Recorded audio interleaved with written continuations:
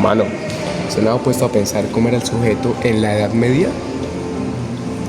De hecho,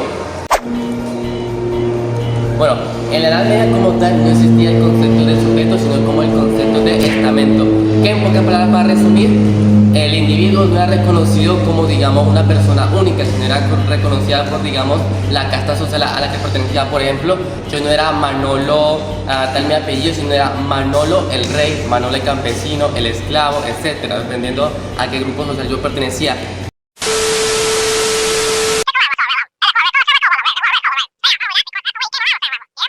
Uy, mano, no sé, pues yo digo que debió ser muy chimba haber participado en alguna de las guerras, ¿no creen? Perro, ¿usted no sabe cómo era el sujeto en la guerra?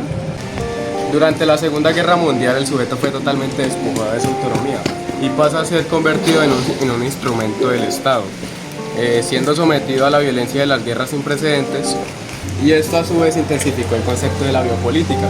¿Qué es esto? El sujeto era básicamente dictado, vigilado, regido y sometido por el Estado para ser creado como una máquina de guerra. El sujeto ya no era simplemente un trabajador, era considerado, dependiendo su rol en la guerra, era una carne de cañón, era un arma para el Estado, ya no era una persona, era simplemente un objeto bélico. Básicamente el sujeto perdió su capacidad crítica, ya no podía pensar por sí mismo, sino que era dictado por discursos de odio o de poder que imponía el Estado sobre su ser. Básicamente lo que se buscaba en aquel entonces era un sujeto dócil, un sujeto manejable, y eso es un sujeto que estuviese hecho total y meramente para el conflicto bélico. Hey bro, ¿qué tienes? No, mano, es que ese clima que da como tristeza, me causa como depresión a mí como sujeto. ¿Depresión?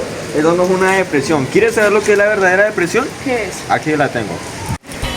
Después de la Segunda Guerra Mundial y a partir de la depresión, constantemente en el año 1929, el sujeto completamente pasa a una crisis profunda, totalmente a una desesperación y prácticamente traumatizado, fragmentado. Prácticamente hay expansión de igualmente en los dominios de los beneficios y los derechos humanos. Dentro de esta época el sujeto ya no pasa a ser como realmente a un sujeto como tal, ya partes principalmente dentro del capitalismo. Ya este sujeto ya no se encuentra como ser viviente, sino que prácticamente pasa a ser numerado, ya no se encuentran las muertes como tal. Prácticamente no se aprovechan vidas, sino que se multiplican muertes como tal.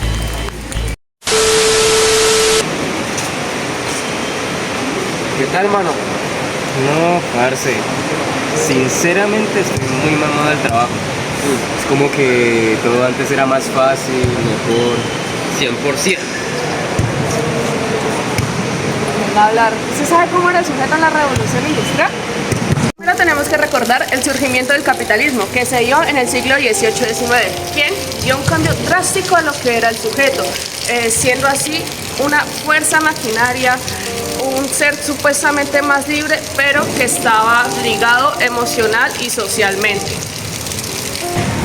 Tenemos también un ser individuo que rompe totalmente lo que vendría de lo religioso y lo feudal, convirtiéndose así pues en un ser trabajador, pero que también habla de derechos pues individuales, aunque está constantemente limitado a las explotaciones laborales.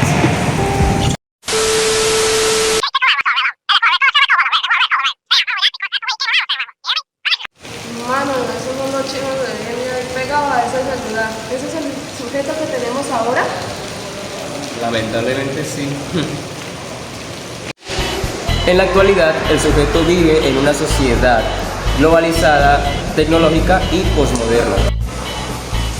Es más libre que nunca, pero a la vez más vigilado y más fragmentado. El sujeto contemporáneo ya no tiene una identidad fija. Este sujeto se está enfrentando a una sociedad que a todo momento le está exigiendo cosas como la creatividad, la belleza, el éxito y una felicidad constante.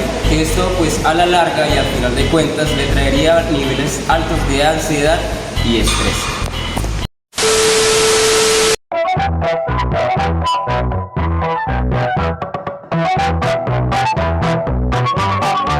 Una Colombia más humana se construye desde debajo de